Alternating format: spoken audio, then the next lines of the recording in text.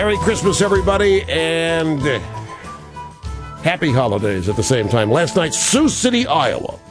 Live on the Fox News Channel, the Republican candidates debated for the last time before the Hawkeye Caucus on January 3rd. This is one of Newt's moments. Brett Baier. In a Gingrich administration, would the United States leave the United Nations? No, but we would dramatically reduce our reliance on it, and we'd confront certain realities. People talk about a peace process. 11 missiles were fired into Israel last month. Over 200 missiles have been fired into Israel this year. You think if we had 11 missiles fired into the United States, well, with this president, he might well say, gee, maybe we could communicate and you would like us more. But I don't think I think most Americans would say, if you're firing missiles at me, that may not be a very good gesture, okay? The United Nations camps that we have helped fund have been training grounds for terrorism. We have no obligation to lie and every obligation to tell the truth about how bad the UN bureaucracy is and why it ought to be fixed, or we ought to radically cut what we're paying. Now, the applause was through the roof. We've cut the applause here for time.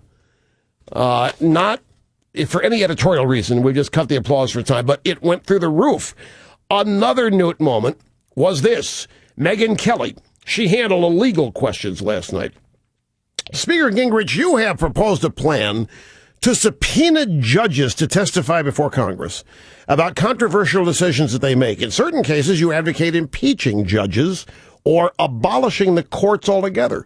Two conservative former attorneys general criticized your plan, saying it alters the checks and balances of the three branches of government. And they used words like dangerous, outrageous, totally irresponsible. Are they wrong? The courts have become grotesquely dictatorial, far too powerful, and I think, frankly, arrogant in their misreading of the American people. There's an entire paper at Newt.org. I've been working on this project since 2002, when the Ninth Circuit Court said that one nation under God is unconstitutional in the Pledge of Allegiance, and I decided if you had judges who were so radically anti-American that they thought one nation under God was wrong, they shouldn't be on the court. That also brought people out of their seats last night. There were a lot of moments like that, and it was an uplifting debate throughout the whole time. It was the attitude, mood of this the whole night was productive and good.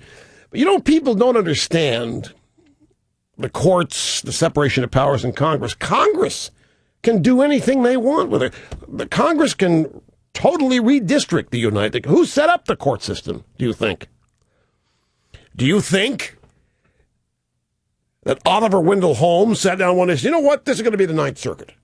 And over here is going to be the D.C. Circuit. Over here is going to be the Fourth Circuit. That did not how it happened. Congress did it. If Congress wanted to split the Ninth Circus, make it smaller, make fewer people subject to it, they could. If they had the votes. If the president goes along with it. It's the founding fathers really did not want an imperial judiciary. They did not want what we've got. They did not want judges and bureaucrats writing law. The people are not represented when that starts happening. There is no representative republic.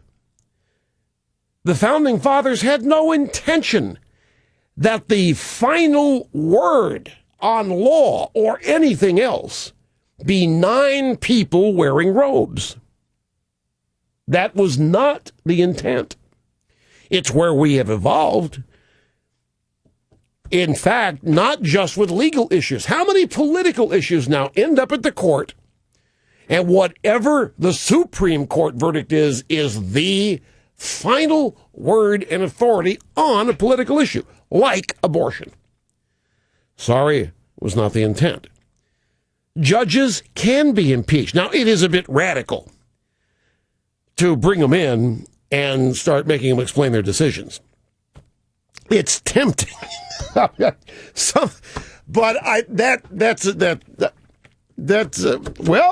Alcee Hastings, I mean, you can impeach them. Then they run for Congress after that. But there is a way of dealing with this. Most people, particularly people who are under 50, peripheral knowledge of the court system and the Constitution have grown up believing that what happens when a judge bangs a gavel is it. That's it. There's nowhere else you can go. Once you have gone to the last court that'll hear your case, that's it. That was never intended, particularly when it comes to legal issues. But with the left politicizing all the judgeships as they can and putting unelectable people on courts, that's where it all started transforming.